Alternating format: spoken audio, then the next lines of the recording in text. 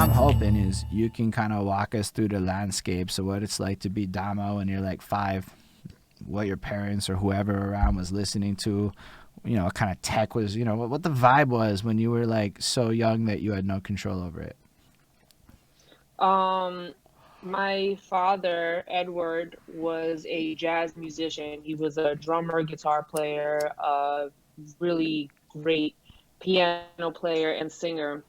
And before they came here from the Soviet Union, he was in a jazz band in Russia. So when I was growing up in Brooklyn, they had vinyl and cassette players, and my dad listened to a lot of jazz and a lot of disco, a lot of blues, just a lot of Diana Ross and Louis Armstrong. Like those are just, and then like ABBA. Like it was.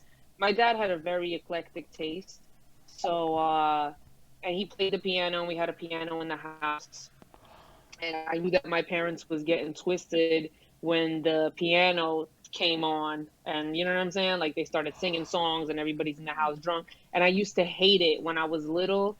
I used to hate it so much because it just meant that the parents are drunk and no longer like capable of, being active parents. But as I get older, I'm like, we're gonna be those parents that when the beats come on and we start freestyling, you know what I'm saying? Like that's when our kids know that we're getting lit. So yeah, there was a lot of different types of music in the house, and my I found like a trunk, like a luggage of like a suitcase Right. of my dad's cassettes, and it was like Michael Jackson and just a bunch like every genre. And then there was one Young MC Bust a Move, the cassette, uh with the B-side on the back. I don't remember that song as well, but I remember hearing like that was the first rap song I ever heard. And like I was on my cassette tape and I was in my building and I was playing it for friends in my building, like, so yeah, I was exposed to nothing but music growing up. There was definitely nothing but music in my house. And when you were little, was it like you wanted to be in that, or was it more like you were a fan of it at that time? Were you into the dancing? Were you on a lot of? I've noticed a lot of people were like, "Yo, the truth is, growing up in New York when I was young, it's like I just had to dance." It's something I've heard a lot talking to people from this part of the world. So I'm wondering if you share in that experience as well.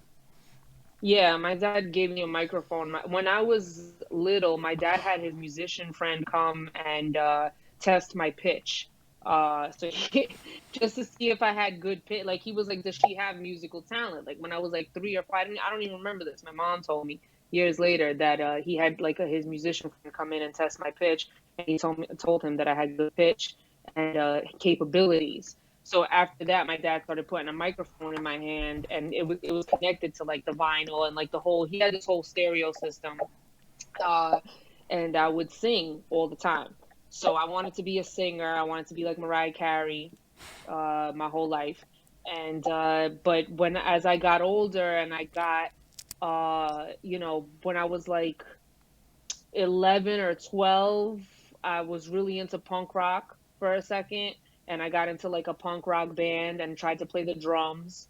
Uh, but then I like started rapping with friends, and I wasn't good, but it's something that I like to do. And like I wasn't good, but I felt like I could be. Like I felt like I knew what good was, Mm. and I always could write poetry. I always wrote And songs. you're Like like I would 12, write, by the way, right? You're still like 12 in this part of your life. yeah, like 11, 12. I Can we was just like stop for a second and say that by 12 years old, you've already started practicing to perform and singing and doing a bunch of shit at home with real life experience? Because, yo, when we look at how Dama's crushing me like 10 years ago, it's like, oh, this makes a lot more sense now.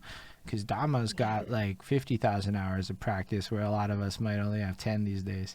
Because, yo, think about that shit. You're already in a band by the time you're 12 or whatever. Already like decided, okay, I'm in the drums. Already decided you're a rapper. All right, that's a lot of alreadys before yeah, Already you. I got a mean, I pitch check. got a pitch check at 3, fam. Like, bruh, yo, bruh. this is remarkable. You are truly remarkable, Dvma. Thank you. I wasn't rapping yet at I wasn't rapping yet at 12. I was like writing poetry a little bit. And like writing songs and like turning like my angsty kind of songs into poetry. Um it was a little bit later that I started actually like rapping probably maybe like I'm gonna 13, just say that 14. writing poetry at 12 is in the same ballpark of impressive and cool as rapping at 12. Thank you. I used to submit my like dark poetry, and I think like like to get it like published and shit like that. But like I was a real like I started around that time is when I started really being in the streets more. So Oh, can we pause for a second and ask a really crucial question? I forget. Where are you from? yeah, Brooklyn, Brighton Beach. So when you're saying in the streets, you mean literally the streets of Brooklyn? Yes, Like yeah. the literal Brooklyn? Also, we should get a Brighton little bit Beach, of Coney Island. clarification on your parents' background, right? Because Yeah. we just sprung up on them that they came from Russia. So so both your parents are from Yeah. Russia? Yes. Let's clarify. Both Good catch, Flacco Bayo.